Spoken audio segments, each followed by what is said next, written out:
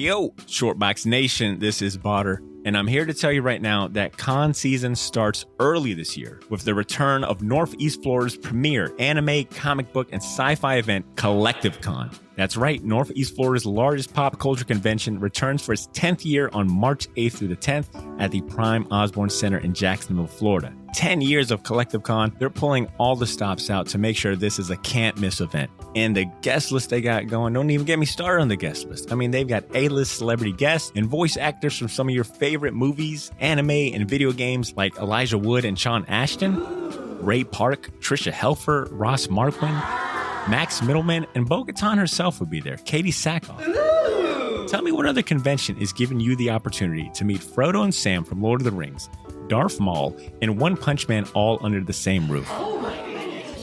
Only at Collective Con. And if you're looking to get some of your favorite comics signed, or if you want to get an original sketch from some of the best comic artists in the world, well, you're in luck, because there'll be plenty of comic and creator guests there, like DC comic artist extraordinaire Clay Mann, Harvey Award-nominated illustrator John Taylor Christopher, Marvel and DC cover artist Chris Stevens, and acclaimed Star Wars author Timothy Zahn. They'll all be at Collective Con this year. And if you're looking to bring the family, or if you want to make a weekend out of it, you're in luck, because there'll be so much going on at Collective Con that weekend in the form of vendors, fan panels, video game tournaments, cosplay contests, after parties, and a bunch of fan events. You can purchase single and 3-day weekend passes now using the link in this episode's show notes, or by going to collectivecon.com to book your tickets and hotel. Buy your tickets now, and I'll see you at Collective Con, March 8th through the 10th. Now let's start the show.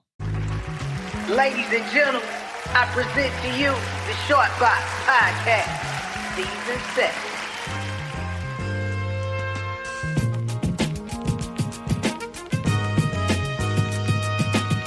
The Shortbox Podcast was recorded before a live internet audience.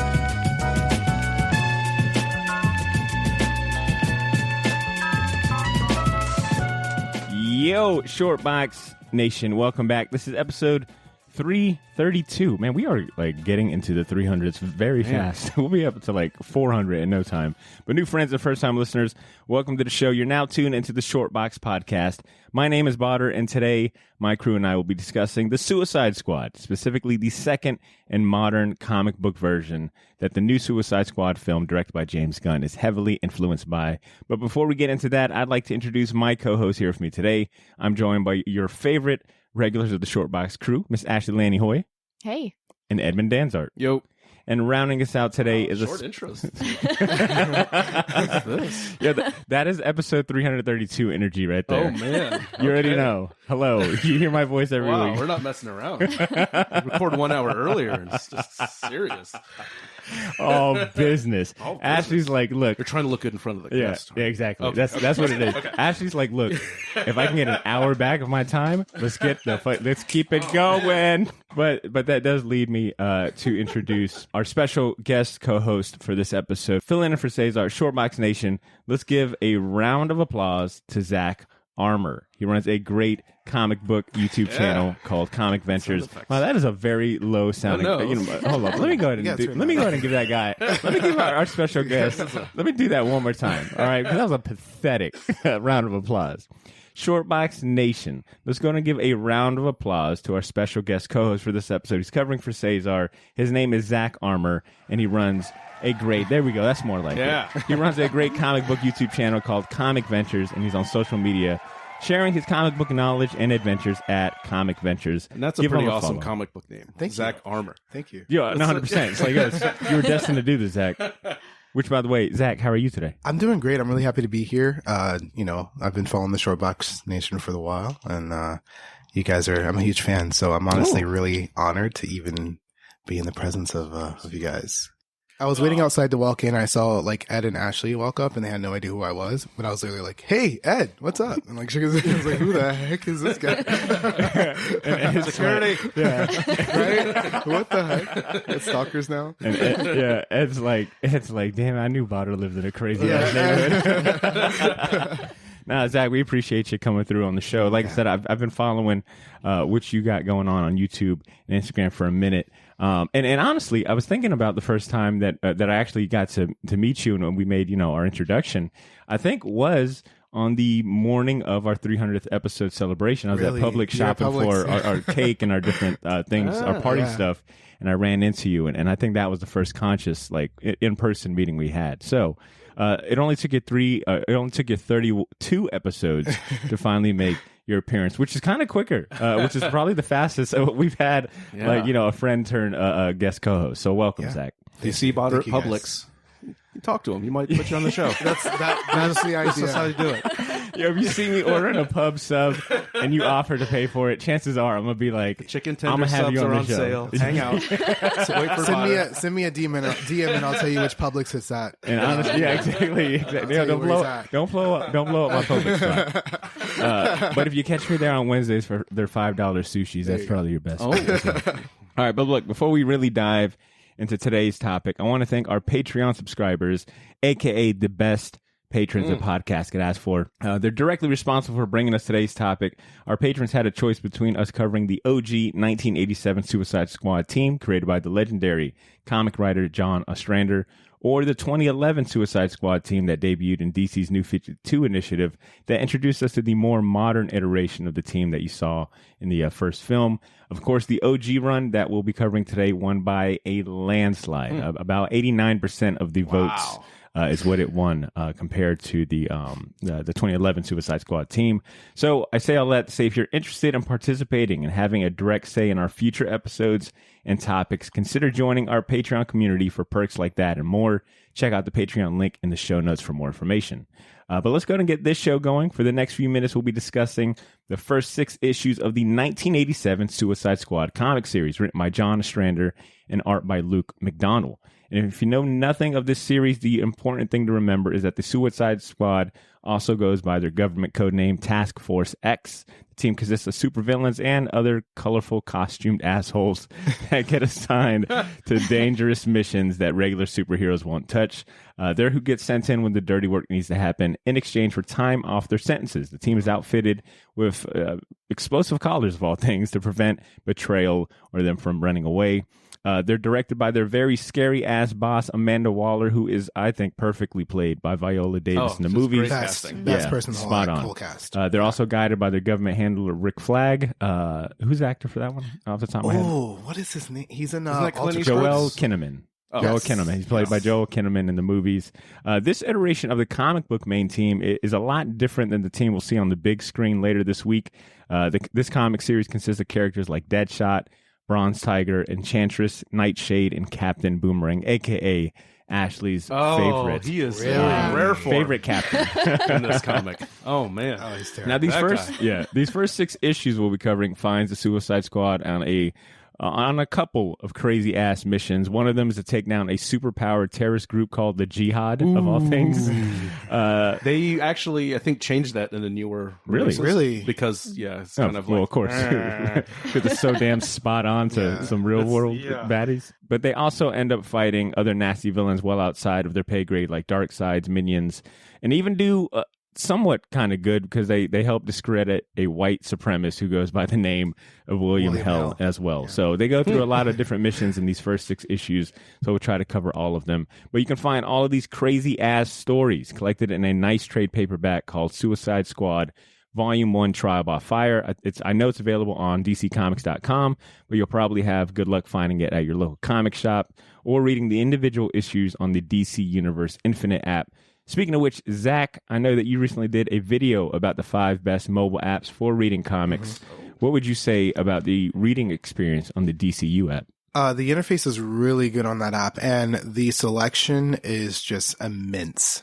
You can read everything from like stuff from the golden age to not new releases, not like your week's releases, but fairly recent books that have released within the last few months. So it is a really great app, and it's pretty affordable. It's like $7.99 a month, so it's not too bad. But right now, as Bader said, you can read I believe the first 4 issues, I don't know if it's 4 or 6, of the Suicide Squad come from the 1980s. Oh, man, I should have went on that sketchy website to read mine. Oh. I think to add to what you just said, I think you might be able to read the full all 66 issues of this first original arc from 1987. Wow. But I will give you props for being such a fucking professional because I didn't give you a heads up that I was going to toss that to you. But very good job. For everyone else, please check out that. Now you know that how we video. feel. Oh my gosh. Our world. I'm so excited to talk about this book. This book is just out of form, man. It's crazy. It's pretty crazy. It's crazy. Which kind of leads me to my first question for you guys is what did you guys know about this original team or even about the Suicide Squad series going in? And did you guys learn anything new during your research or whatnot? Ashley, you've got a pretty big ass smile on your face. No. I imagine it's not just because Captain Boomerang. What was he wearing? So I had never read this before. I had read the New 52 stuff. I was really familiar with that one, but everyone decided to go with the other one. It was just to spite same. Yeah, all of our patrons. I think the only people that voted were like you or something like that. So it was way different. It was, just like the art. You can't really compare the art to the new one, but I just wasn't digging the art. And then there was Same. Captain Boomerang is a lot more likable in the new one. I think they kind of smoothed him out a little bit with the new stuff. This one, he was just real crunchy. I don't know how else to describe him. He is irredeemably racist in this guy. I thought he was going to drop some slurs on Bronx Tiger. Yeah, he It's made me you a black. little... I'm like, oh god. Yeah, seriously. Comics code. This is still Comics code era. I know. I was like, oh god, can I not? And all like the this words he's character using anymore? for boobs and butt, just to kind of keep it's it. terrible. Oh, you didn't like that? Narcs and nogs and You want to go Barney? Barney. Yeah, I want to go Barney. I'm looking this up. Is this Australian slang? What is this? I know Sheila is. Yeah. So Ashley, you were more familiar with the New 52 run that introduced Harley Quinn to the team and I think King Shark and all of them, right? Yeah, and I had read I have the first appearance of Captain Boomerang, so I've read some of his older stuff, but in that Flash book, he was a lot tamer. He was not he was this. not full, but he's been in jail. To be fair, he's been in jail, and when he to sees a be woman, fair. I mean, it gets kind of dicey in there. Yeah. You gotta pick a side. Ed, you're walking on very shaky room right now. Cut this out. well, let me go to Zach. Still my favorite guy. Because Zach, you said that you actually ended up reading this first run from the 1987 back when the first film first debuted, right? Yes, correct. Back in, 2016 or 17? 2016. So in 2016. Yeah, I had actually revisited the run for, obvious reasons. I was right in the hype train. And yeah, it's a crazy ride. We already covered Captain Boomerang, who's obviously the most colorful character in that whole cast. Yeah, that's what I meant. Colorful. Yeah. He's very interesting. But the book themselves, especially the first few issues, you already mentioned, they face off, they face off with Darkseid, which is, well, not really Darkseid, his Furies, female Furies or something like that. They do William Hell, which is a pretty awesome issue. It's really interesting.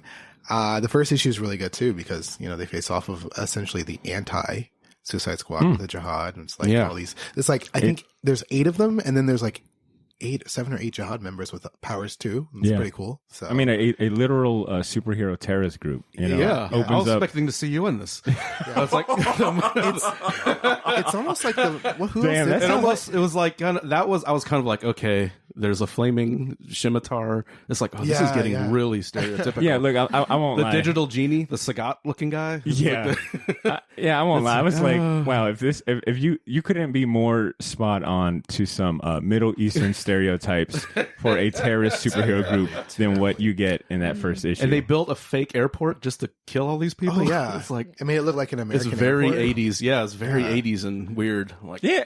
And that was one of the, that was definitely pretty and the country's shocking. Called Karak. Correct, exactly, yeah. It's pretty, right. Like I said, it's not even really tongue-in-cheek as much as, exactly, the lack of subtleties. It's kind of what wowed me in that first issue was wow, we're already, it opens up with that terrorist attack and that a terrorist attack in their own homeland to showcase this terrorist group ability, so that way the evil handler guy can sell said terrorist group to other countries. A demonstration. Yeah, it was like oh yeah, this is what we can do. But it makes sense that this is the group that the Suicide Squad would be sent in. That would be their first issue, their first mission, and what it makes sense. Like they are sent in to do like this dirty work, black ops, you know, jobs that, you know, you can't see Superman or Batman doing. Yeah, they can't do like preventative action without getting like politically involved. Like exactly. the US. Yeah.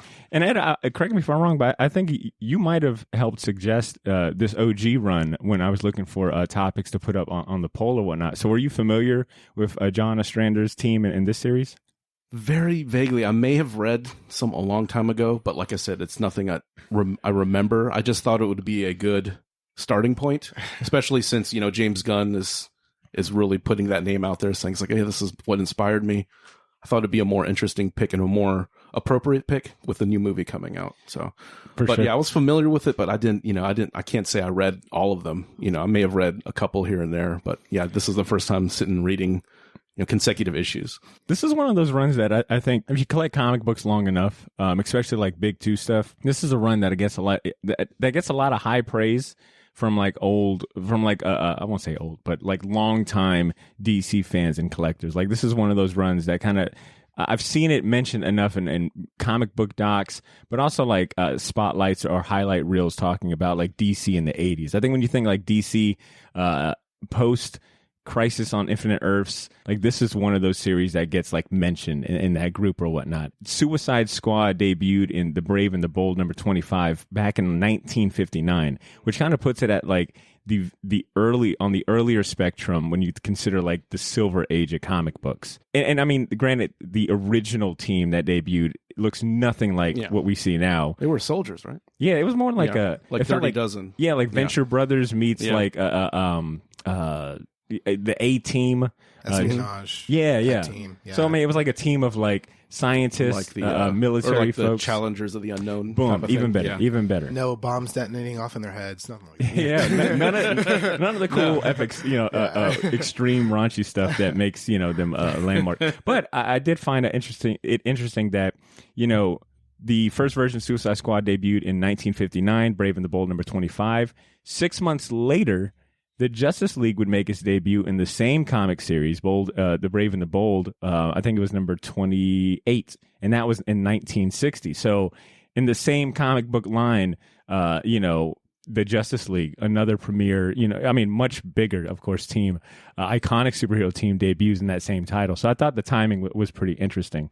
But the team that we're talking about today and what the movies are based on is John Ostrander's modern at the time, iteration that debuted in Legends number 3, 1987. And then, of course, they get their own Suicide Squad series later on in 1987 with John Ostrander and Luke McDonnell. I mean, I say all that to say that the longevity of this team and this series is like, I don't know, kind of astounding. It's like, man, they've been through a lot. And what's the great idea behind this is you can just mix it up. You're not committed 100%. to like this character or that character. There's some that'll stay, but you can put a new group in every time you redo the series. That is like, cool. I think there's a Keith Giffen run that's after, I think in the 90s, where Sergeant Rock is like the Rick Flag position, wow. which is like, that's cool. I got to read that. That's crazy. Yeah. I think I counted, and up to now, there's I think we're on the 7th comic book iteration of the Suicide Squad team, and like this current run launched this year, like 2021, and of course it's got like Peacemaker, the character that John Cena portrays in the upcoming movie, on every cover. So it's kind of interesting to see. He's getting his own series. They're really get behind that guy. That's right. I guess it's just impressive to know like how long this series has run, and the fact that we're getting 2 movies. Like this series got 2 movies. Like DC believed enough in this concept and this idea to give it a fresh makeover. There's a Suicide Squad movie? I'm just kidding. We'll talk about that later. Most of us tend to. I know a lot of first time hearing of this. I know a lot of comic book fans like to pretend that movie never happened. I am definitely among them. Oh man, he is really like dumbly. Since it's been getting good reviews so far. Yeah, that's just good. David Ayers is amazing. Like, release the Ayers cut too, which, you know, he has a right to do. He does, but come on, man. Nobody gives a shit. Yeah. No one's asking for that one. No one's asking for that one. Nobody's asking for that one. Like, so, but he's still like, it's not my movie. It's like, God, give it a rest, bro. Yeah. Move on. Ashley, what do you think stood out? What would you say stood out about this comic run? What were some of the strengths or standout moments or issues from it? Honestly, it's the characters. Just like this huge cast of characters. That was my favorite part. You just turn the page and like there's these new like crazy characters. Like this person can do this and this person can do this. And I think it's that point is even more impressive when you know that certain characters, like no one, I think, you know, we can say this in hindsight, but at the time, I don't think none of the characters were really safe. Like they would off a character in whatever issues and replace them with another, you know, CD list villain or something like that. Yeah. And they're expendable because there's no like, you know, it's not like killing off a Superman or Batman. Yeah. There's no, you know, no Mind Boggler dies. Okay. She's kind of cool looking, but whatever. Although I did see like when she messed with Boomerang, like gave him those like the freak out. He's like called him a boomer, and it's like, is that the first OK Boomer? Oh, I noticed that too. OK Boomer. That is funny. I don't know if I'm the only one who caught this. Is it their arms that blow up instead of their heads? Yeah, they had bracelets in this. Yeah, and not all of them had. I never realized that before. Yeah. If that's the case, that might be worth the risk. Like, you know, to lose your arm. I'd rather lose an arm than go fight a fucking terrorist superhero. I get a cybernetic arm. It's the DC universe. You know? We got robot arms. Go to Cyborg's house. I definitely see why they switched that. But how much for a robot arm? Yeah, no, but I do like the characters, and I did agree with what Ed said when he said they're kind of expendable, and I feel like that's what's great about the older team, because I feel like the new team, like they're not going to kill Harley Quinn or Dash, you know, and well, it's like with this team at this time, like it's anybody can be off, then. Yo, this is Botter. Sorry for interrupting this episode, but I'll keep it brief. I wanted to let you know about a massive sale we have going on over at the Shortbox store on all of our merchandise and apparel. That's theshortboxstore.bigcartel.com. You can now save 20% off your entire order using the discount code YOO, Y-O-O. So if you've been waiting for the right time to finally buy that gauntlet snapback, or if you ever wanted to buy any of the shirts you see me wear on the podcast, well, now's your chance to get them for a steal. We still have a few sizes left of everything, but they won't last long, and once they're gone, they are gone. And then I mentioned that all of our apparel is screen printed on high quality material. None of that heat transfer or direct to garment stuff. Our shirts are some of the most comfortable ones you'll ever wear, and the hats look even better in person. So wear your support for the Shortbox Nation proudly, knowing that you're going to look damn good doing it. Get to theshortboxstore.bigcartel.com as soon as you can, and don't forget to use that discount code YOO, Y-O-O, to save 20% off your entire order. All of this information can be found in this episode's show notes if you want to get there faster. Thanks for not pressing fast forward. Now back to the show.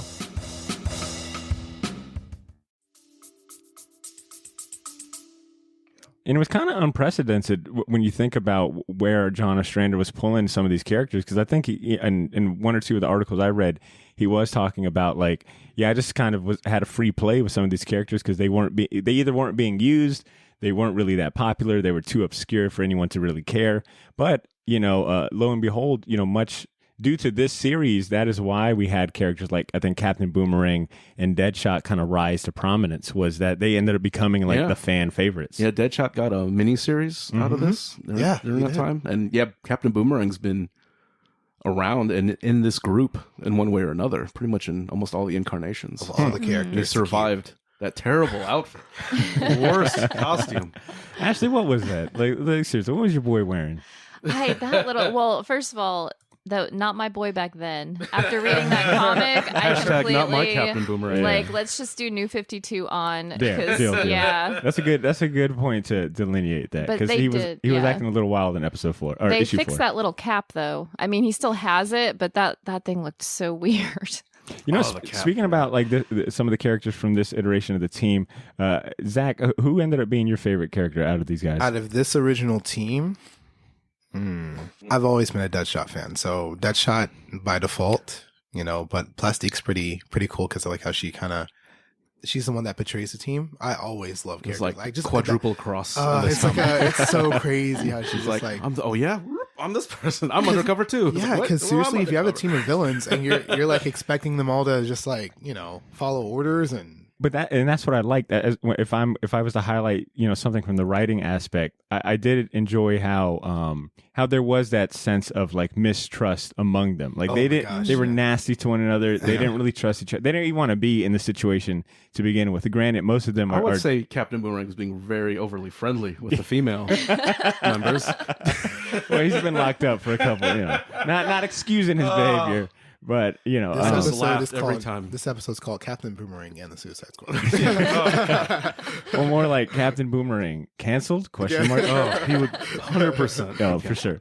I'd have to also say, Bronze Tiger is probably my favorite character from the season. I forgot. I mean, he was like, I think out of all of he might have had maybe the only one with a moral kind of compass. He was calm, cool, collected. He was trained by like the League of Assassins. Not really sure what his power sets is, but he's a badass. Mm-hmm. Just breaks that dude's back and just leaves him there. Yeah, he's like, sorry, buddy, I don't really kill anymore. It's like, can you make an exception? Could you tell me I don't want to be in a wheelchair anymore? Yeah, I like the team dynamic. It was like Dirty Dozens meets comic books. None of them trusted each other, and it portrayed in the way he wrote like the dialogue and their interactions as well. Ed, what did you think about the art by Luke McDonnell? I like the art because, like I said, I grew up reading stuff that so much of his stuff I've seen. I couldn't say that I'd put him up there with like some of my favorites, but I read so many of his things, like his Iron Man run during that time. Like I said, it's a classic style, really easy to read, really easy. Mm-hmm. The layouts are really clear. You know what's going on. It's not confusing. It's simple. It's not dynamic or crazy or over the top like a McFarlane or Liefeld or even like a Jim Lee. But he is such a solid artist, and he had such a great career. But you could see as the 90s were coming into play, his style becoming out of vogue. And like I said, he's been like, I think he was like doing like toy design. So he's continued his career. He just kind of got out of comics after the 90s, but he's been doing artwork of some kind, but he just kind of shifted into like doing freelance and graphic design, consulting, things like that. But I really like this stuff. It's like a really clean, almost not as good, but kind of that George Perez and that era style, just really clean, easy to read, fun characters. Just, he draws them because there's a lot of talking in this. But it's interesting. An exceptional amount but it's not just monologuing. But not just talking heads. They'll have them shifting, perspectives, just them hanging out at the room, like all of them sitting, like Captain Boomerang sitting on top of the chair, and like people just have their feet up, and this, when they're kind of getting their mission. It's just fun. Like I said, it's not overly spectacular. It's not, going to wow like an average person just picking up a comic, but it's solid. It's, super solid. I like his stuff. And like I said, his Iron Man run and this run is really good stuff. I mean, he did a majority of this 66 issue run, Wow. So yeah, which, I mean, now you're talking like that was like the normal for comic creators that then was like that long form storytelling. Yeah. But so I mean, regardless, that's impressive. So I could understand like not getting too detailed in like the big shots, because there's no real even splash pages. So he's not like an exciting artist, but he's a good storyteller. But I can kind of forgive, especially with those schedules back in those days, him not putting all the details in the hangar, just drawing a few people and then like the plane, but no real detail. It gets the message across. So like I said, he's not the most spectacular artist, but he's a solid artist and a great storyteller. I think you raised some good points, that his storytelling is straightforward and it's strong. It's like, I think you could almost say like this was probably DC's like go-to default house style at the time. Oh yeah. Nothing too like crazy or whatnot. Ashley, what did you think about the art? It sounded like you had a different opinion on Luke McDonnell. I mean, it's all right. Like, I do agree with Ed, because as I was reading it, it was like kind of reminded me of George Perez, but not as good. And like just reading it wasn't confusing, but just looking at like the colors, I don't even know who the colorist was, but some of those choices were real confusing to me. Yeah, and that's kind of the technology at the time too. So, and especially reading the reprints where they're even more garish, like the colors are so garish. Yeah, but I mean, we did a whole like Marie Severin spotlight, and she let them know, Ashley did a little bit better. But yeah, I guess you're right. Back but they're then, probably not putting that kind of effort into like this Suicide Squad. Yeah, I can't be too critical. Yeah, I wholeheartedly agree with everything that Ed said. Hey. I love the art, and I think that has a simplicity that you just don't see it's consistent. Anymore. It's consistent. Yeah. So the backgrounds are very, very, almost not monotone, but there's no gradient. There's no crazy shading. It literally is very simple to read, very easy to read. It's very dialogue heavy on each panel. So it's easy to just see what's going on, read what's going on. It's manageable. It works. Yeah.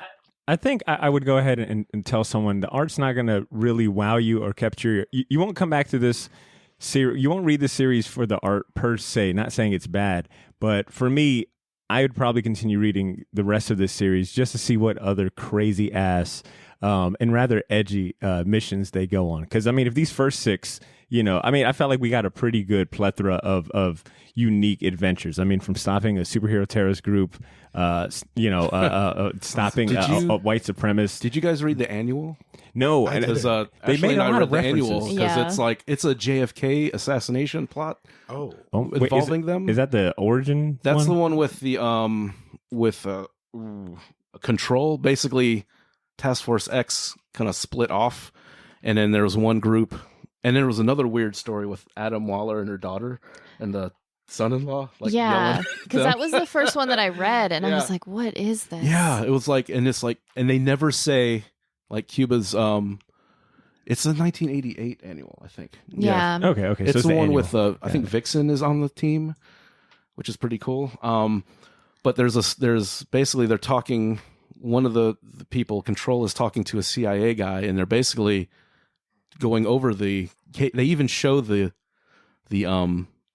Kennedy assassination in like 4 panels. They actually recreate it, and it's like. And they don't mention Cuba or Russia, but they heavily imply it's Cuba and Russia.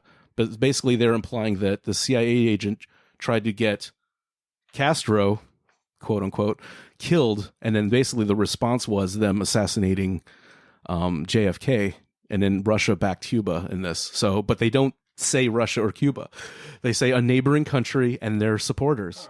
Sounds like, about 80s. It's super Cold War stuff. And this is 80s stuff, super Cold War era stuff. But the fact that they involve the Kennedy assassination in the formation as part of the history of this group is bonkers. Yeah. John Ostrander, I feel like just opened up a newspaper at the time, was like, I can make this into a Suicide Squad story. It's so funny to listen to them talk because he wants to say Russia and Cuba, but he can't put that down. Well, shit. I mean, I think the last 2 issues of the homework we had for this episode, 5 and 6, they're trying to break out essentially a war prisoner from Moscow. So they kind of go all over the place. But I'm curious to see how else he kind of ties them into the main DC universe. I thought that Darkseid issue was kind of fun because you're seeing them kind of well outside their like normal wheelhouse. They didn't fight Darkseid directly per se, but out of their league. Yeah, fighting. exactly. Which I think it's a trope that you see done a lot when it comes to, especially in like the big 2, like teams that are kind of like more on the spy, side. They end up like throwing in a quick cameo of like a superhero to show like they're outside of their wheelhouse, but here's where they kind of rank in power. Kind of like when like Spider-Man fought Juggernaut, was trying to fight off Juggernaut. Yes. And then he couldn't do it, but everyone was like, "Oh my god, he's still trying to fight this guy." And he's just getting his ass kicked. That's still like a highly loved 2-issue one too. Zach, you had brought up the first movie from 2016 that many of us comic fans have buried in the deepest parts of our memories. I have no idea. So I'm gonna toss you this question. What do you remember for the first movie, and do you have any expectations for the sequel? I'm gonna need therapy after this. I'm just kidding. No, okay. So obviously, the movie was disappointing to me, but essentially the plot is kind of revolved around Enchantress trying to revive her brother? Went Gozer, like Ghostbuster style. Yeah, it's crazy. Floating trash pile. Then you have a side plot with Harley and the Joker, and then she was doing the Elaine dancing on the the dance. Oh my gosh! Real quick. Ashley, remind me, where did you rank this movie? So I ranked it as one of those movies where I would not recommend this as a good movie. Okay. But it entertained me, and I've seen it several times. I gave it more positive than most because I think they did get a lot of things right with the casting, with the look of the movie. Because I thought the pieces were good, but it was just so disheveled and so like confusing, and it's like, wait a minute, what's going on? There's like a lot of those things, and you can tell that this was a movie that was interfered a lot with the studio. Not saying that if his cut would be, but it'd be kind of like the Justice League cut where it would be. Is it better? Yeah, but is it like needed? Probably not. Probably not. But I did give it a higher rating based on like the potential of these characters and the potential of this movie. It just did execute those elements well enough. And it sounds like, Zach, you're kind of in the same boat. I think the writing, the script is just terrible. I don't like the editing, the music video type vibe and it's very distracting from the progression of the characters and everything I'm trying to focus on and everything I love about movies in general, let alone superhero movie. But Margot Robbie and I think Will Smith. Cast is great. So yes, the cast is great. You're right, especially Viola Davis. I'm so happy she's returning. To everybody who's returning for the worthwhile is returning. Is good. So like I said, that was one of the best picks you could have for that. She's a great actress. Spot on, man. Even visually looks kind of like her. Yeah. And she's a fantastic actress to put in that role. Yeah. Hell, when I was reading this run, I read Amanda Waller as Viola Davis' kind of mannerisms and voice, because she's one of those, I think, especially me at least, I attribute like a lot of, like when I look at the MCU characters, I'm always like, man, Robert Downey Jr. is Tony Stark, and you see it in the comic books and things like that. But Viola Davis, I think we don't mention enough, as she nailed her character spot on. And I think it might be the fact that she's kind of playing a non-powered superhero type kind of character, and even in the cartoon, she's one of my favorites because she does not back down nothing. She's not for the shits or get the giggles. She will like there's one cover where she's got like Batman backed up against like a wall. It's like Batman is like she gives no shits. She does not care about these powers. She shows no fear in the face of gods. She's such a great, fascinating character, and she has that kind of that bureaucratic government. Like when you go to the DMV and you're just emotionless, don't give a shit about your problems. Imagine if Amanda Waller was Mobius's boss in Loki. Loki would not get put through by any of that bullshit. He's dead on sight. So I bring it up because the first Suicide Squad movie from 2016 is notoriously kind of like accepted as just not a good movie. But it made a shit ton of money. Yes, it did. Yeah, and I kind of forget that Jared Leto's Joker was also involved in that movie. And they changed that in some capacity. By the way, I have nothing against Jared Leto's Joker. I will say that's one part of the movie. The Juggalo Joker. I honestly, that should have been a separate story arc or something for me. It was like too much going on. But on Rotten Tomatoes right now, the first Suicide Squad movie in 2016 has got a 26% tomato meter, 59% audience score.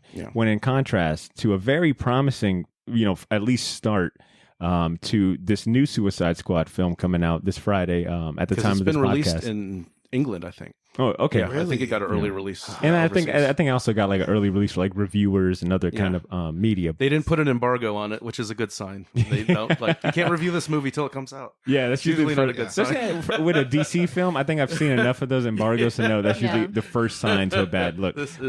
But this new movie, I mean, it's this whole week I've kind of come across a few headlines from like Entertainment Weekly, The Weekly Report, Hollywood Reporter, IGN, like a lot of media outlets that review these movies ahead of time. They've all shared like really good praise. I mean, right now on Rotten Tomatoes, it's sitting at a 96% score on, which is a certified fresh as far as that goes. Granted, that could change when the movie actually comes out and you start seeing like the audience reviews and other reviews, blah, blah, blah. But I say all that to say it's promising so far, and it's not the same vibe and messaging that we got when the other Suicide Squad film dropped. I think we're going to see James Gunn like hit a creative peak with this movie. Like not peak as far as he's going to go back down, but I think he just getting fired from Marvel was like the worst and best thing that could have ever happened to him, because I think it gave him the opportunity to go to another studio and just say, let me do what I want. Yeah. And they gave him the keys. You could just tell by the vibe of these trailers and the footage. And now he's got a foothold in, because he's doing another Guardians movie. Yeah, and he's doing the Guardians still. He's doing the Peacemaker series, and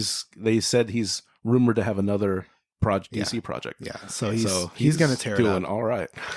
Can't wait to see another rated R film by him, by the way. Oh, yeah. So and the cast is really good. It's really, Idris Elba. Yeah. You know, and it's a crazy. Yeah, Idris crazy Elba cast. playing Bloodsport, who I think originally a lot of folks thought he was supposed to be replacing Will Smith as Deadshot, but he's playing his own character.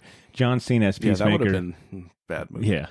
Margaret Robbie returns as Harley Quinn, of course, which I'm really excited to see her back. Michael Rooker is playing a character named Savant. Nathan Fillion is also in this movie. Really, this movie's just got. What's this character's name? He's the guy TDK. Yeah, loses limbs, and I don't even know how to he's explain it. It's so crazy and bizarre. He's the guy from Legion of Superheroes. He's one of those obscure characters. Yeah, his name is like not TDK in the comics. No, it's like Arm Lost.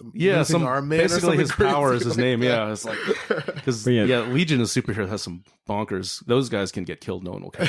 Sean Gunn's going to be in this movie as well. Is he the Weasel guy? Yep, as the Weasel. Yeah. So James Gunn has been on record in a lot of this press run giving credit to John Ostrander and his Suicide Squad his Suicide Squad run. Matter of fact, I got a quote here where he says it's one of the greatest superhero runs of any comic book series. It plays a big inspiration to this current film. He's even I think the only thing he's really kind of pulling from it is more so like the tone and the vibe and whatnot. I think they are this movie takes place in the squad is heading into Jotunheim, and it's supposed to be a Nazi era prison laboratory, but Jotunheim shows up in the first issue of this run that we're spotlighting today. But I brought that up to say that he respects John Ostrander so much that he's even given him a cameo. And I think he pointed out when the trailer first dropped, but John Ostrander is going to be in the Suicide Squad movie as Dr. Fitzgibbon, the person that's actually putting the explosive collars on them. So it's kind of like, it's kind of cool to see that like the creator is getting some respect. And if I'm not mistaken, I think Ostrander is getting like royalty checks or Amanda Waller. Amanda Waller. Because he created her. Yeah. That is awesome to hear. Yeah. We see the opposite of that in a lot of, and primarily, unfortunately, in a lot of MCU films where the original creators aren't either getting the credit they deserve or the money they deserve. Regardless, it's bad either or. But to see like John Ostrander, who has quite a bit of like notable work to his name, but granted, I don't think he's a household comic book name, much like a Jim Lee or Todd McFarlane or whatever it may be, or Chris Claremont for thinking writers.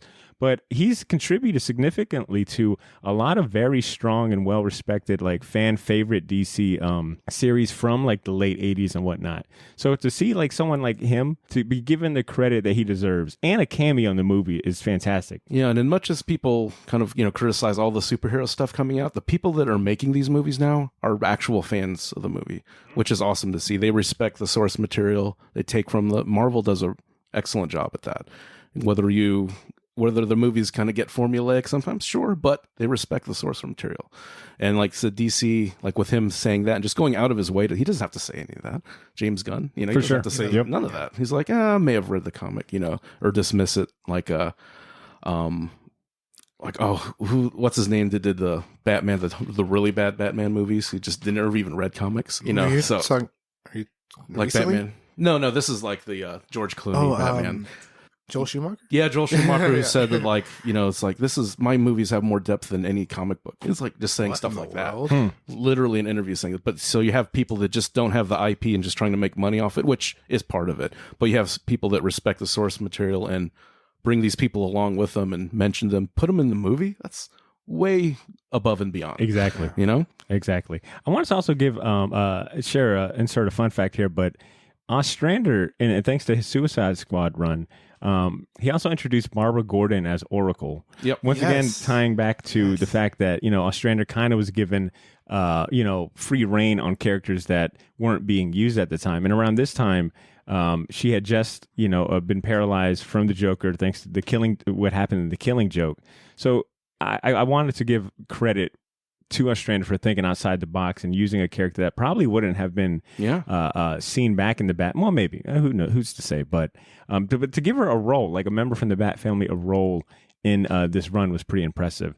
And last but not least, the concept of a super villain prison was, thanks Belle Reve, right? Yeah, not everyone can go to Arkham. Yeah. Is Belle Reve older than Arkham, or did Arkham come first? I think Arkham probably came Arkham's first. Okay, it came first, right? Belle Reve, I think Ostrander came up with Belle Reve, didn't he? No, he did. Yeah, that's what I'm saying. Okay. I got a quote from him saying that Belle Reve was a concept I was very proud of because at that time there was no specific prison in the DC universe for holding metahumans, which is kind of funny. Like thinking like, DC is out here pumping out all of these supervillains, but no one's come to think about like, well, where do they go when they get captured? And Ostrander ends up thinking like, all right. Marvel's had the Raft for a while, right? Mm-hmm. Yeah. They're a superhero or supervillain prison. They go to good old Louisiana. Dirty South. All right. So in closing, I want to ask, did the comic book respect your time? Actually, I want to hear from you first. Yeah, I mean, it's I love comics so much, it's hard to read something and be like, I wish I didn't read that. But yeah, it was all right. It was good. Now, as someone who's enjoyed the New 52 run and the more modern iteration that ties more closely to the movies, do you see like that inspiration or certain themes carried over? Like, does it make sense that they pulled maybe from the Ostrander run, or how the Ostrander run influenced some of the later runs? Yeah, I can definitely see that. I mean, I feel like these characters, they're the same characters, but they've kind of developed and kind of like smoothed them out since this run. So I'm reading the more recent stuff, seeing like this kind of journey that they've taken with them and kind of smoothing out the edges of them. But this, as the beginning, it was a good read. I'm glad that I read it. I'm not going to go back and read all 66 issues, but that annual and like the first few, like it's a good solid point to be like, okay, I read old Suicide Squad.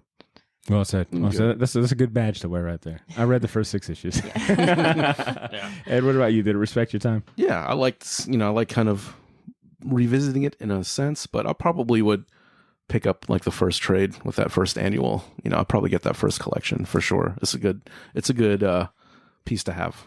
Right. Okay. Zach, what about you? What do you think? Undoubtedly, it respected my time. I enjoyed reading it. It's a good read. It's not to say like it's my favorite Suicide Squad run. I definitely like the New 52 run, but and even the Rebirth run that came out a few years ago. But it's a good read. And it's part of the next reboot that'll happen next year. Yeah, yeah. Hopefully not. I know James Gunn keeps doing his thing. I think if you've been reading comics up to this point, you've probably seen this idea done plenty of times in various comic books.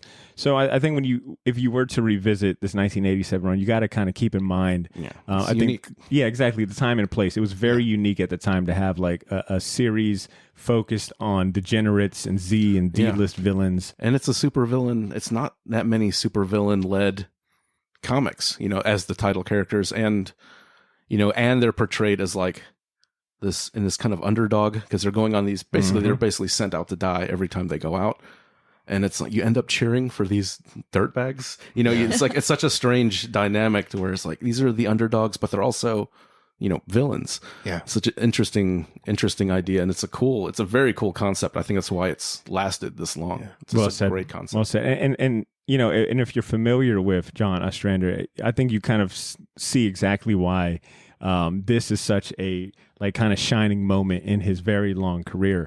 He had been nominated for being a favorite writer a few times throughout like the late 90s into the early 2000s. But once again, like to see what he took from this, this kind of throwaway title from the late 1950s and kind of revitalizing it for a new era for DC readers is really impressive. And to see that that concept carry over into, damn near now 7 iterations. Like I said, the most recent series launched this year. And I mean, of course, it kind of more so follows the this new movie coming out, Peacemaker is on the cover, I think, for every single issue of this current run, which kind of he's not going to be a big character. Yeah, really, not at all. But I will say it did respect my time because of the rich history that comes with the Suicide Squad and just how fucking outlandish this comic book really was. It's like, man, they really were kind of.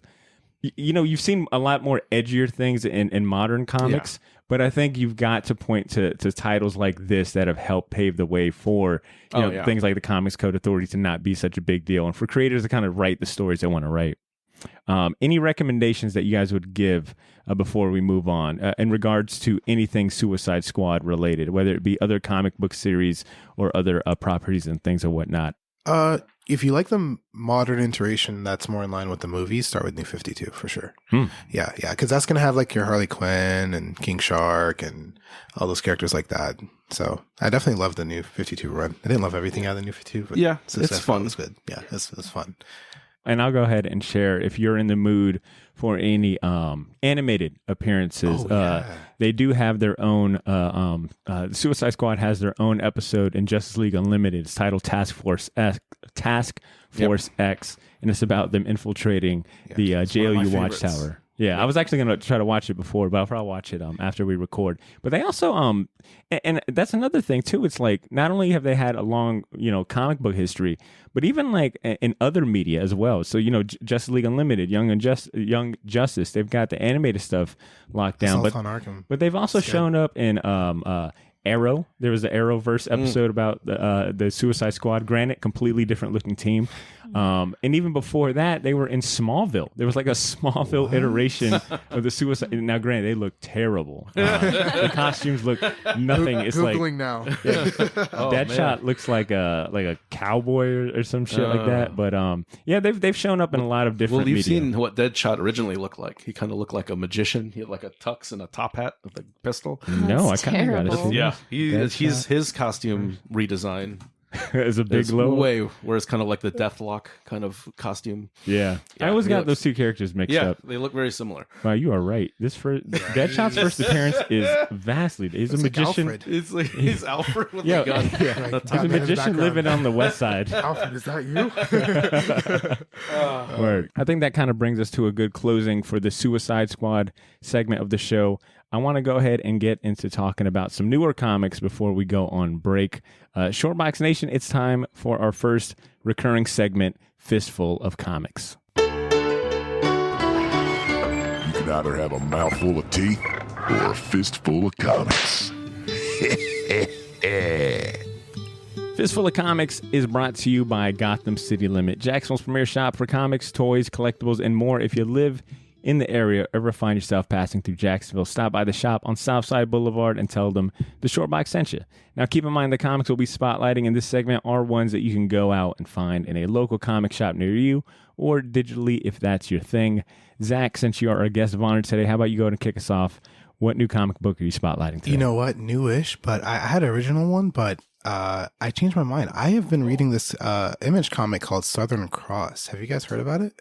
I've heard pretty of it. Good. Mm-hmm. It's really interesting. It's got this like kind of not noir but mystery type vibe of it. And I'm a sucker for mystery comic books, by the way. Like especially fantastical mystery when you have a sense of like the supernatural stuff. Exactly. It's been a pretty good read. I think I'm only like on issue I want to say 5 or 6, but I have been following that book. It's pretty good. And it's by Image, right? Yeah, I've seen the covers. I've never read it. And the author is, let me see. Who Becky this is. Cloonan? Becky Cloonan, yes. Oh. Yeah. I love Becky Cloonan. Does she draw It's anymore good. at all? Is she just a writer now? She's not the artist. I don't think she is. Yeah, But it looks like she might have did a couple covers, but they got Andy Belanger as the credit as the artist. And the art's pretty good too. Yeah, it's. Ashley, are you up on this? No, I like Becky Cloonan, but I haven't picked this up yet. Okay. Yeah, it's crazy. I liked her as an artist a lot, but I know has she transitioned because she did a Punisher run a few years ago? I think it's kind of this. Well, like Chip used to be much more of an artist than a writer, but like I think you make more money because you kind of can get several scripts. Like you can be writing 6 books a month. You can't be drawing 6 books a month. Yeah, that's true. Yeah, she's not drawing. She's gonna. Yeah. Are you gonna make the transition to writing, Ashley? Oh God, I'm a terrible writer. Well, Ashley, how about you tell us what new comic you're spotlighting today? So I am going with. It's called I Am Not Starfire. It's out. It's actually really book? cute. Well, I wouldn't say kids book. Oh, okay. Maybe young adults. Okay. I didn't read that much stuff this week, but not that much stuff really like knocked my socks off that I was reading. This one was written by Mariko Tamaki. Art is Yoshitani, and it's just about Starfire's kid, who's just like this chunky little high school goth girl. I mean, in this she does. Nobody knows who the dad is. People like to come up to her and like Starfire must be. Yeah. And it starts out she's like this little like redheaded freckled like high school girl, and she's like dyeing her hair My black. mom's super and, hot. And yeah, she's slutty. like, my mom wears no clothes, but she's like, she wears a bikini She's so orange. she can like soak in ultraviolet light. So, but it's just really cute. It's about her having to deal with going to high school, and everybody's like trying to about body dysmorphia. I can relate to that. Everyone's trying to be her friend because Starfire's her mom, but they're not. she like doesn't really like have friends. Like a looks thing. Like you're not as. It kind of is. You're not as hot as your mom. Yeah, but it's a really cute story, and I don't know. I've been reading a lot of this like other DC stuff that's like not really sticking. Like I'll read it and then just like completely forget what I read after because nothing's really sticking. I feel like all the DC stuff since Superman and the Authority has kind of just been like okay. But this one was really cute. Like I genuinely enjoyed it. DC's YA stuff, especially like the original graphic novels, and like it sounds like this one might be in that same category. Mm-hmm. But they stay consistently getting like very good praise, I've winning heard good awards. things. Yeah. There was a cat. Was it no? It was a Batgirl YA series done by Nicole Gu, who we interviewed on the show a couple episodes ago. But like their whole YA line has been very impressive. And seeing Mariko Tamaki's name, she has. I think she might have done another DC YA title, but her name stays like on those like New York best-selling authors list as well. So good choice. Oh, Yeah. I have seen that. The new Wonder Girl series is pretty cool. And I might be thinking, I've heard the new I've Wonder heard good Girl things about series that is too. really good. Actually, That's hilarious. changing my pick. Just kidding. Ed, what about you, man? What new comic you picking? New this week, Marvel Comics Amazing Fantasy. I got it because I like Care. I guess he's going by Kyle Andrews now, but I always liked his art. And it's kind of the cover looks like a nod from the old I didn't go in the shop this week, so I wanted to pick this up. kind of like their 70s magazine, like their Conan, their fantasy magazines, like I think in the 70s, maybe bleeding into the 80s. He's doing the whole thing? Whole thing, different styles. My God. So what really sold me on this, and like Jonathan even told me, because I just kind of like, oh, this is cool. And Jonathan's like, yeah, he did all the art in this, because I flipped through it. And if you flip through it, it's like, oh, okay, this is like a multiple like an collaboration. anthology. But he is basically it's an interesting idea. He's basically taking World War II Captain America, Red Room Black Widow, and Spider-Man, I think younger Spider-Man, and basically they all get transported to this almost like Savage Land area. We don't know exactly what's going on, but basically the first issue sets it up, and then the Captain America stuff is drawn in a certain style, a lot of kind of like zip tone type textures and things like that. And then the Black Widow stuff is really cool. It reminds me of like a Elektra Assassin kind of Bill Sienkiewicz, coming with that airbrushed, shiny, kind of very high gloss, style from that time period. And then the kind of maybe like a 90s Superman, really cartoony kind of Bagley era, or Spider-Man. And they all kind of basically just get transported to this new world, which is like a fantasy world with like orcs and, witches and frog people, weird stuff like that. It's an kind of interesting story, kind of very diverse. How do these three characters connect at all? And really cool, like really well done. Like it's he's doing the coloring and the art, so he's really showcasing his skill in this book. So it's really cool. Look, visually interesting. I think the stories he did has that potential. cover? Yeah, he did all the covers. Yeah, so it's supposed to be an ongoing series too, right? it's a mini 5 issues. Okay, that's doable. And like I said, so the cover has like that fantasy kind of Boris Vallejo kind of oil painted kind of look to it. It's still, I'm sure, digital, but it's kind of done in that style. So there's a lot of different coloring styles. He changed up his art style. So this is like a portfolio piece for this guy. And I said, I've always liked his artwork and his comics. Very interested to see if he continues to kind of shift the art or if it's going to settle into this, style now. But it's a really, really impressive first issue. Good stuff. I'll definitely be picking that up. I'll go ahead and champion kind of a repeat title, but only because a new issue came Mortal out. Hulk? I should. On behalf of Cesar, I should just champion that for the next 7 weeks.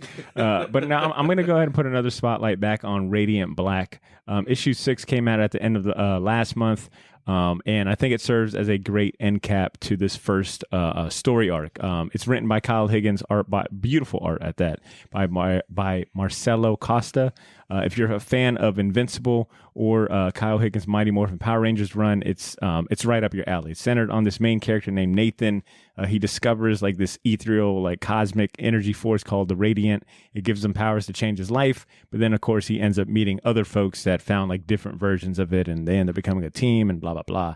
It's really good stuff. It might be like, if it's not my favorite comic book coming out if it's not my favorite new comic book that's coming out on a monthly basis, it's definitely top 3. It's published by Image. I cannot recommend it enough. I look forward to it every week.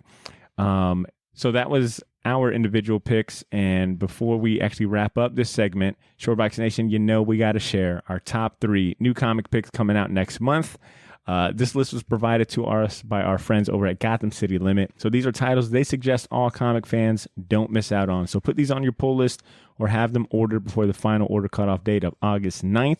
Let's go and cue up the music. The first one on this list is Batman Fear State Alpha. It's a one-shot by James Tynion and art by Riccardo Federici. I think that's how you say his name. But the solicitation reads, overwhelmed by the dual threat of Scarecrow and Peacekeeper, Batman and his allies have been one step behind since the events of Infinite Frontier Zero. And with the arrival of a mysterious anti-Oracle and the return of Poison Ivy, Batman might have more than he can handle. Number 2 on this list is Marvel Dark Ages number 1. It looks like it's going to be a new 6-part series by Tom Taylor and artist Iban Coelho. And this dramatic-ass solicitation reads, this is what the Watcher has been waiting for. A danger older than the Earth threatens everything. For once, the heroes who have saved the planet so many times are almost powerless in the face of it. X-Men and the Avengers assemble. Spider-People and Fantastic Four come together. Heroes for hire fight alongside champions. None of it will be enough. The lights are about to go out. Sounds like a very traditional, Tom Taylor end of the world type book. So that was Marvel Dark Ages number 1. And last but not least, number 3 pick coming out next month is through the publisher AWA. It's titled Telepaths number 1, and it looks to be a new ongoing series for comic book legends J. Michael Straczynski and Steve Epting. It's about an electromagnetic disturbance that results in the sudden awakening of telepathic powers in the 10th of the Earth's population. Once again, that list was Batman Fear State Alpha, Marvel Dark Ages number 1, and Telepaths number 1. That actually brings us to the end of our top 3 comic picks for next month, brought to us by Ben over at Gotham City Limit. So if any of the comics we just discussed pique your interest, man, go look for them at your local comic shop or purchase them from your favorite digital platform of choice. That marks the end of our first half, Shortbox Nation. We're going to go on a quick music break. We'll be back to announce the winner of our Marvel Tattoo Contest, and we'll wrap up the show with our last recurring segment, Champion Season. I got a new batch of beats from the Shortbox music team. This beat is called Yuji, and it's by Mecha the Marvelous. Enjoy the music, and we'll be right back.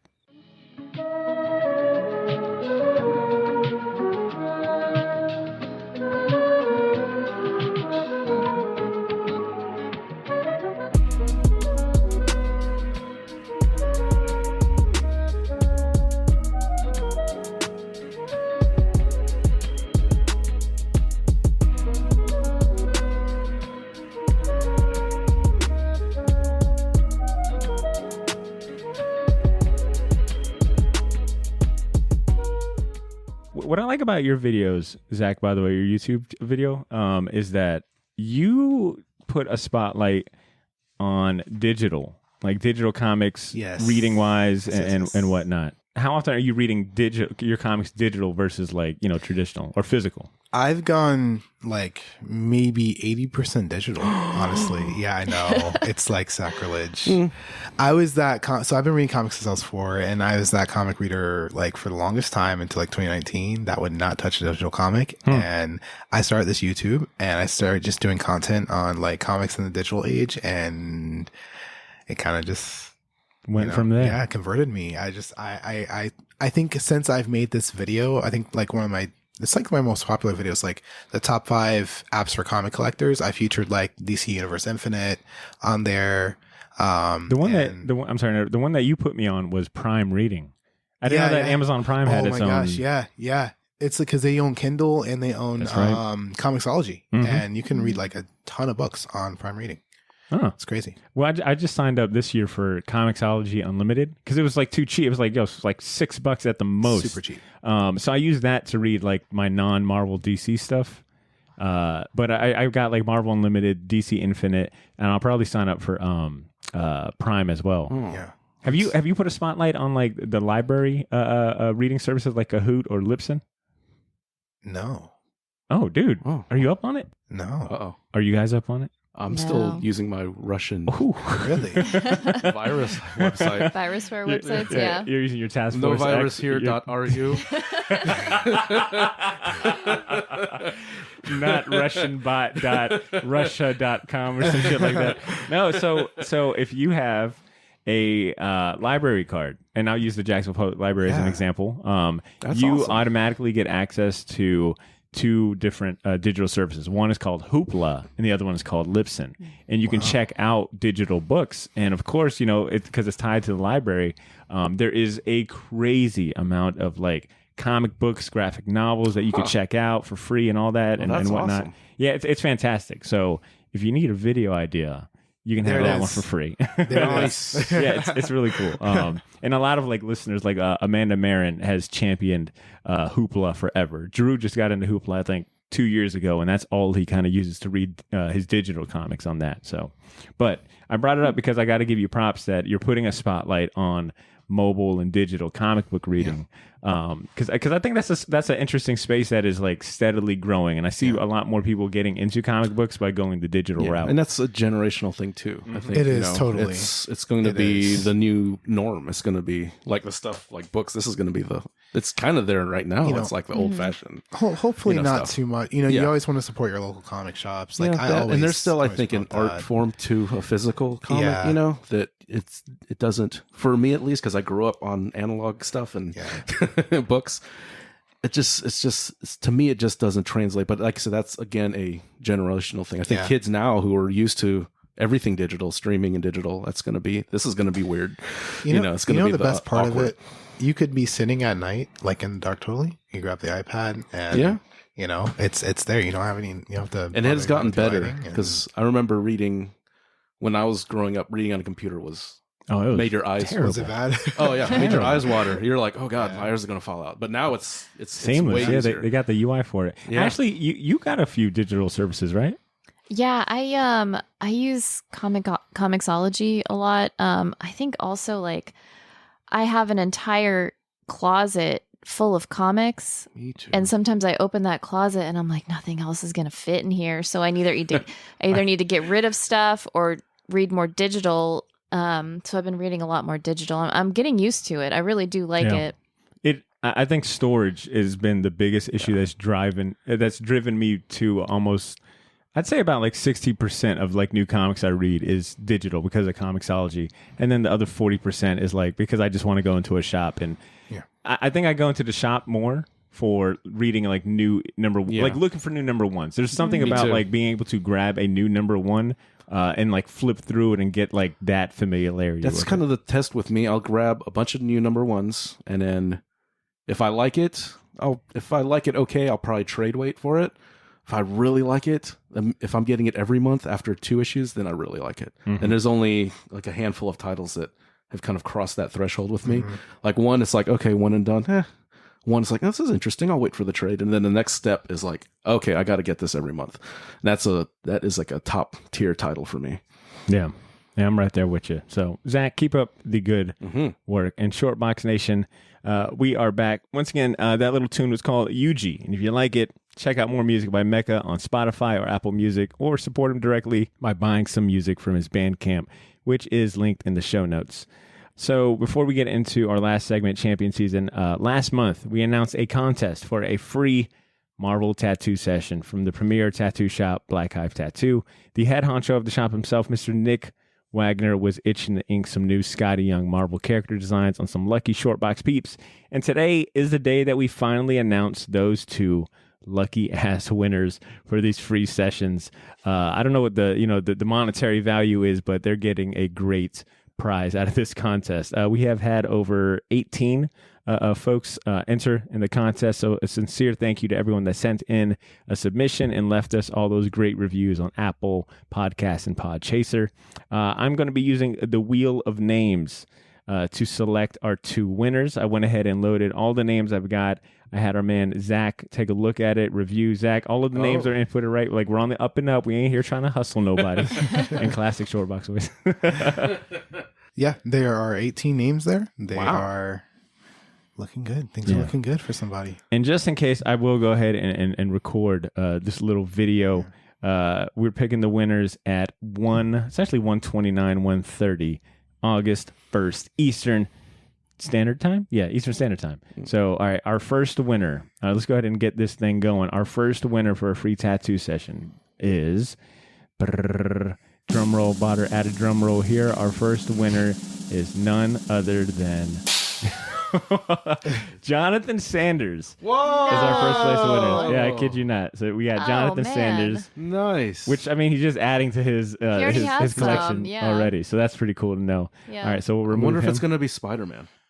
Well, I mean, he already has one, right? He's got like 100. Well, first place. But I mean, Scotty Young. First place winner gets to pick from the 12 designs, or pick their own unique design. It's got to be Scotty Young. Wow. All right, so second place winner gets to pick from said 12 designs only. Oh. And that second place winner is, and it's none other than, second place winner is Brendan, the barrel-aged nerd, as he goes online.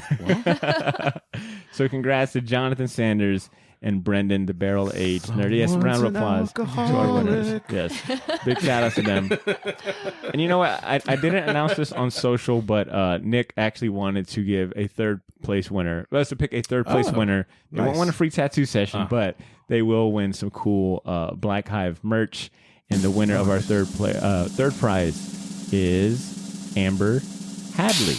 Amber Hadley, you are the third place winners, third place surprise winner at that, for some Black Hive merch. I'll go ahead and get in touch with everyone that won ahead of time for this episode, and you guys can arrange your sessions with Nick. But congratulations. You know what? Send us some folks some pictures too when you do end up getting your tattoos. Yeah, for sure. I got to see what ended up getting picked. And a big shout outs to Black Hive Tattoo for offering those prizes. Very, very, very awesome prizes to give away. So I've already got another big giveaway planned for next month. So keep your eyes peeled to our Instagram and Twitter for that announcement sometime in the future.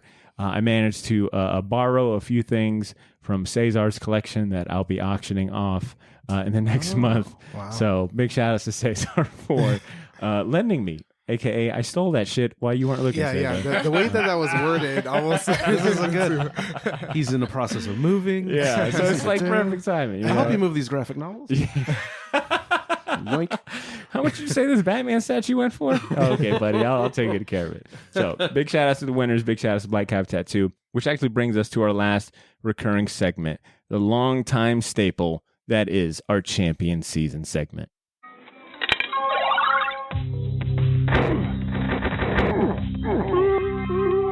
Champion Season. Champion Season is the part of the show where we highlight other worthwhile entertainment and recommendations that we feel deserves your attention. These can be much more than comics, but include our movie picks, TV series, books, or video games, and honestly, anything else that we're hyped on this week. This segment is brought to you by Black Hive Tattoo, Jacksonville's premier appointment-only custom tattoo studio. If you're searching for a group of talented artists who will work with you to bring your comic culture ideas to life, then look no further. Go to blackhive.tattoo.com and sign up for their newsletter to find out when they're taking new project requests. Actually, I'm actually going to let you kick us off for this one. What are you going to champion this week? So this week, I started watching the show. Didn't think I was going to like it, but ended up loving it. It's called Dave on FX. Wasn't that a comic? On Hulu. It's via Hulu. Yeah. Hulu FX, yeah. It's the Lil Dicky show. Oh, that Dave. Okay, yeah. okay. And it's funny because like I was a big fan of Atlanta, and I'm like, okay, here they are. They have another show where it's a rapper, manager, girlfriend that's a teacher, and like just the cool ass friend, and it's like the same thing, but it's really different. And I'm already on season 2. I just started watching it this week. And I really like it. It's really funny. It's like really insightful. I don't know if anyone else watched it. I cannot wait to the fact that you've given it a cosign. This is now the fifth or sixth cosign from people that I respect that have, and the other ones have been like, Potter, you need to fucking stop being lazy and watch this. Yeah. So now I cannot wait to watch it. It's funny. You've watched it too, Ed? Mm-hmm. God damn it. You two are always right there, man. All right. I'll give it a shot. And it sounds like it's right up my alley. And the fact that you described it as, like, it sounds like white Atlanta. If you like his rap, his like kind of, just self-aware. It's very self-aware and very I've heard funny. Yeah. I mean, I've heard other rappers and music artists that I follow praise this show highly because of how accurate it is about the music industry and like things that they deal with behind the scenes. So I'm really looking forward to it. Good pick, Ashley. No, I've been listening to Lil Dicky now. The one with him and Snoop, the video. Yeah, so funny. and like the pillow talk, and on the way here, on the way here, I was listening to the Earth one that had like all the people on it. Yeah, so good. Damn, that's good. That's awesome. Cool. Ed, what about you, man? What are you going to champion? Okay, first, I championed He-Man last week amid some criticism of the show, but I only watched the first episode, so I'm going to follow up. I watched the rest of it. Still love it. Hell yeah. I understand the criticism, because basically Kevin Smith did say it was going to be the old school He-Man, which it isn't really. It's more like a Teela story, kind of building her character up. And there's some I guess, like hints that she may be gay and stuff like that, but it's not beating you over the head with it. It's may seem a little forced. People were criticizing that, putting the social commentary in the cartoon. It's not that. It's not offensive. It's not really even there unless you really look for it. You really got to be making, and even so, who cares? Why does it matter? It doesn't matter. Who cares? It's a cartoon character. It's based on a 30-minute commercial to sell toys in the 80s. Yeah. This is not Shakespeare. This isn't great art. It's great. It's a fun show. The Lena Headey, from Game of Thrones as Evelyn, is great. She's hamming it up, and it's awesome. Looks great. A lot of cool Easter eggs for He-Man fans, and I'm a big He-Man fan too. So I love this stuff when I was a kid. This is a great thing. Some of the story stuff, the dialogue is good. There's some good character moments. It's only 5 episodes. There's a part 2. He-Man's going to be back. Don't worry. What I think would have been better where they ended the first episode, if that was the cliffhanger for season 1. Because like I said, I think a lot of criticism was like we were expecting more He-Man and Skeletor, because that's who everybody knows is He-Man and Skeletor. But they didn't call it He-Man and the Masters of the Universe. It's just Masters of the Universe. Revelation. But it expands the mythology. It's really, really good. It's like I really liked it. I understand some of the criticisms because Kevin Smith, he's a promoter. He's a carnival barker. He's going to promote the show. And like I said, I think he did mislead with some of his statements. But other than that, it's awesome. I loved it. But like I said, some of the people who were saying it's ruining their childhoods, get a fucking life. I love people like that. It's like, really? Come on. It's like you still have that. It's like I've said before. Like if something new comes along and you don't like it, it doesn't erase the stuff that you liked. Yeah. It's still there. It's still consumable. It's still there. It'll always be there. People have such ownership of I think if you are a fan and you can get over some of those things, you're going to love the character design. They have all the toys, like all the vehicles and stuff in there. There's like a cool, like Triclops has like a technology cult because there's kind of like a Age of Magic, Age of Technology kind of thing going on in it. It's fun. It's really good. I can't wait for the second part of it. So that being said, I doubled down on that champion from last week. And the next one I'm going to champion, I just got the book, Alita Battle Angel, The Art and Making of the Movie by Titan Books. Big, nice, heavy coffee table book. I'm a big fan of the manga. Really liked the movie. Was not, like I said, I kind of went to it, grudgingly, but Lars recommended it to me. He's like, dude, you got to see this. It's like, okay. I know you're a fan of the series. If you like it, I gotta, go with his word. And I love the movie. Uncanny Valley with the big eyes and all. Like that still freaks me out a little bit. But it was a really good movie. I got the DVD, and like I said, this is a great book if you like kind of the behind the scenes concept art, lots of imagery. Between Robert Rodriguez and James Cameron, they're both illustrators, they're both artists before directors. It's going to have a lot of stuff in there. They're going to do a lot of pre-production work. I wish they had more of the original manga to kind of compare, the movie to the to the original because it's very, very close. But other than that, it's a great coffee table book. You can get it pretty cheap now. I think it's been out long enough. So you're not going to have to pay the $50 like when it first came out. But it's a really great book. Lots of great art, great visuals, lots of cool stuff. Robert Rodriguez does the foreword, talks behind the scenes. Really cool stuff. Like I said, it's a really good book. I love these kind of things. It's a nice, like I said, coffee table, well made. Titan does really good work. Like I said, they do comics as well. So like I said, that's my 2 champions this week. Solid picks, Ed. Zach, what about you, man? What are you going to champion for us? I am going to champion the Green Knight.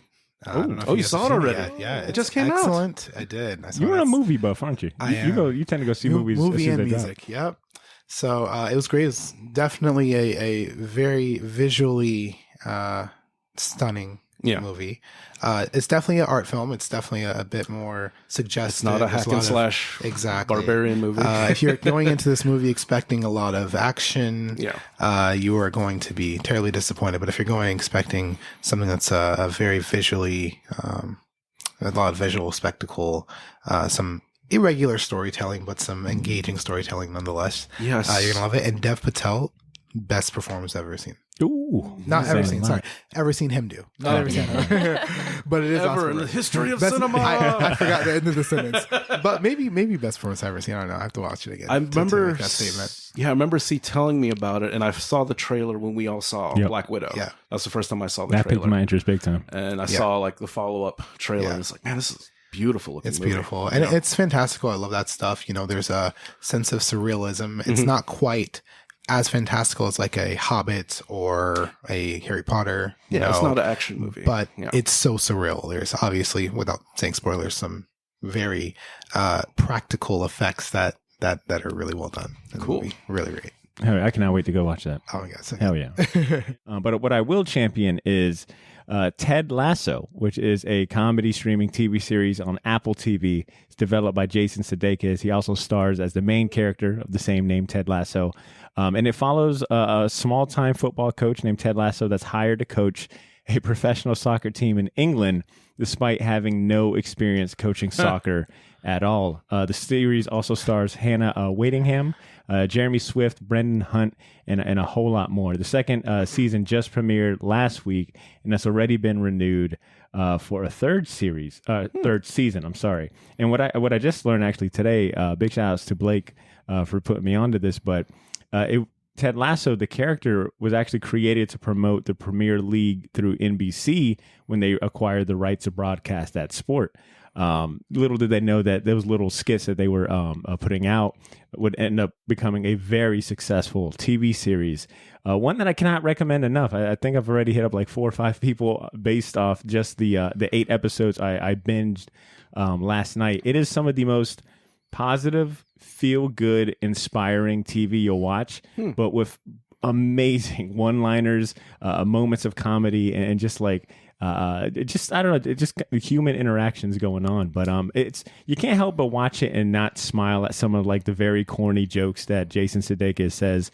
But it's genuine. It's 100% genuine, and you end up watching it and wanting to believe in the best of humanity. I know that's a little like dramatic and colorful wording, but I really mean it. I've been like in a great mood watching it. So if you're in the mood for some feel good TV, give Ted Lasso a shot. I mean, you don't need to know anything about sports, because I think that's the funny part, is that you're watching this football coach get into way over his head learning about soccer and stuff. So you're kind of like learning along with them. It's really good stuff. And the second thing I'll champion is a video game. It's Mario Tennis Aces for the Nintendo Switch. I never thought I'd come in here championing a tennis game at that.